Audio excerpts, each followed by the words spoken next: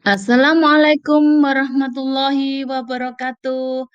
Kembali bersama saya, Diah Susilaningsih SPD, calon guru penggerak Angkatan 8 dari SMP Negeri 2 Pancur, Kabupaten Rembang, Jawa Tengah. Koneksi antara materi, kesimpulan, dan refleksi modul 1.1. Pendidikan dan pengajaran tidaklah sama, bahwa pengajaran adalah bagian dari pendidikan. Pengajaran adalah proses pendidikan dalam memberi ilmu untuk kecakapan hidup anak secara lahir dan batin. Pendidikan pada hakikatnya adalah menuntun, memberi tuntunan terhadap segala kekuatan kodrat yang dimiliki anak agar ia mencapai keselamatan dan kebahagiaan setinggi-tingginya, baik sebagai manusia maupun sebagai anggota masyarakat.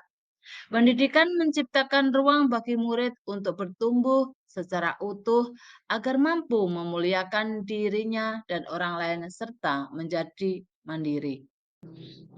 Nah, apa yang Anda pelajari tentang murid dan pelajaran di kelas sebelum Anda mempelajari modul 1.1?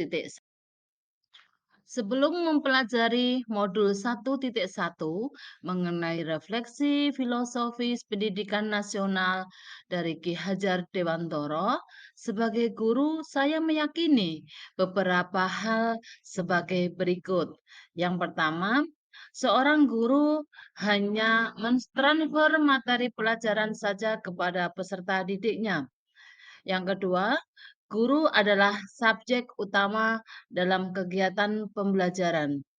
Sehingga sebagai guru, selama ini saya hanya mampu mentransfer ilmu kepada peserta didik saya secara klasikal dengan cara ceramah, diskusi, dan tanya jawab. Saya menganggap bahwa siswa tidak akan paham kalau materi pelajaran tidak saya jelaskan. 3.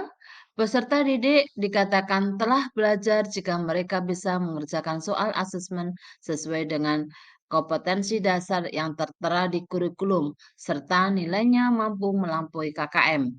Yang keempat, kegiatan belajar selalu saya laksanakan di dalam kelas. Yang kelima, memberikan tugas yang seragam. 6. Saya tidak mempertimbangkan keragaman potensi peserta didik. Selain itu, yang ketujuh, saya beranggapan bahwa ketika memberikan hukuman kepada peserta didik dapat mengubah perilaku mereka ke arah yang lebih baik. 8. Saya beranggapan dulunya murid hanya sebagai objek pembelajaran dan sering merasa gagal atau mengeluh jika banyak murid yang tidak tuntas setelah melakukan evaluasi pembelajaran. Apa yang berubah dari pemikiran atau perilaku saya setelah mempelajari modul 1.1?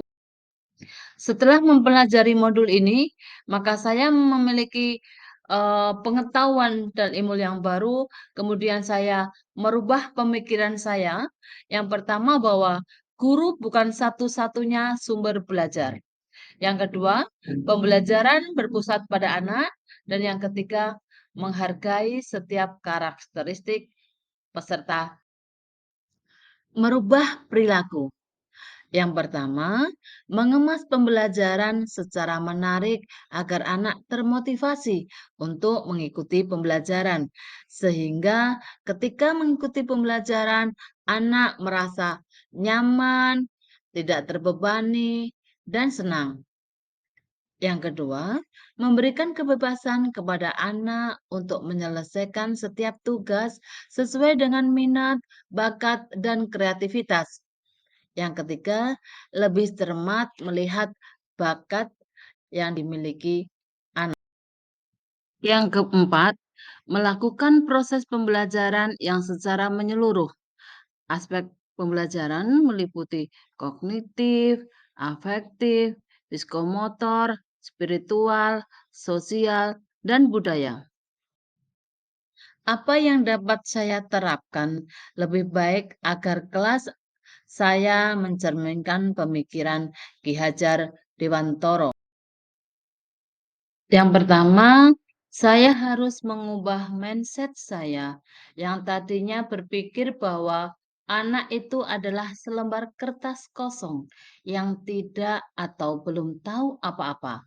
Saya harus meyakini diri saya bahwa setiap anak lahir sudah lengkap dengan potensinya masing-masing, meskipun masih terlihat samar. Yang kedua, merancang pembelajaran yang interaktif dan menyenangkan dengan melibatkan anak.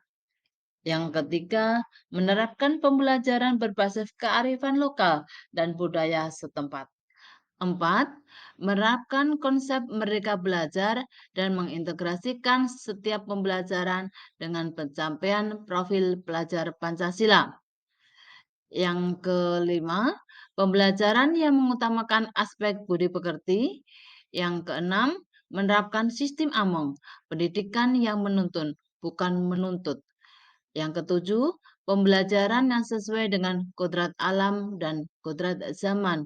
Dan yang terakhir, mengintegrasikan permainan dalam pembelajaran sehingga anak dalam mengikuti pembelajaran merasa senang, nyaman, dan tidak terbebani.